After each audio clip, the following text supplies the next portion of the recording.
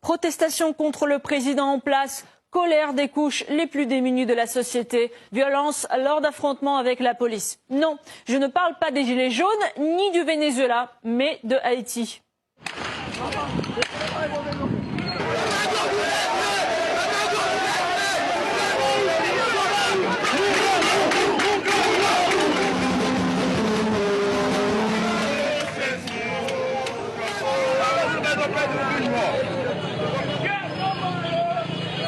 Les États-Unis ont certainement dû soutenir ce beau mouvement démocratique, cette révolte du peuple contre des oppresseurs, voire promettre l'envoi des troupes américaines pour mettre fin à la dictature qui règne sur l'île. Non ?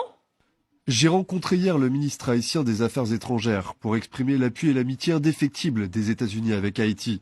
Nous appelons tous les acteurs politiques haïtiens à respecter et protéger leur démocratie, à engager un dialogue et à mettre fin à la violence politique. Un peu bizarre quand même si on l'a déjà constaté à l'occasion des élections présidentielles haïtiennes, une absence totale d'indignation pour dénoncer les manquements démocratiques qui les ont marqués.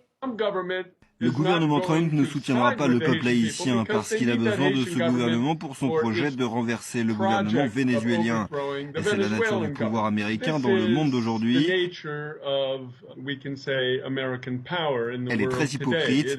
En Haïti, la grande majorité des gens insistent pour que Jovenel Moïse démissionne et ni Mike Pence ni Pompeo ne disent un mot.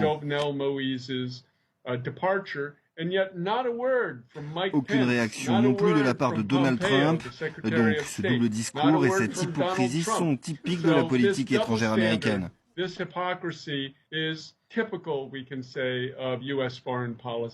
devinez quoi? Vers qui les manifestants se tournent-ils maintenant?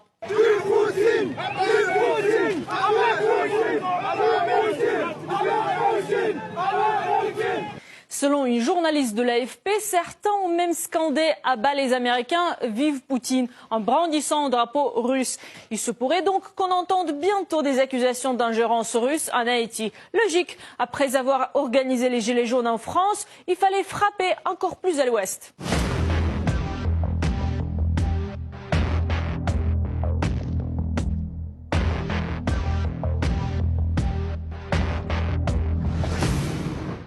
Pour ce qui est des États-Unis, chers Haïtiens, il faut que vous ayez les ressources pétrolières nécessaires, à l'instar du Venezuela, pour que votre colère contre le pouvoir en place soit prise en compte par l'oncle Sam.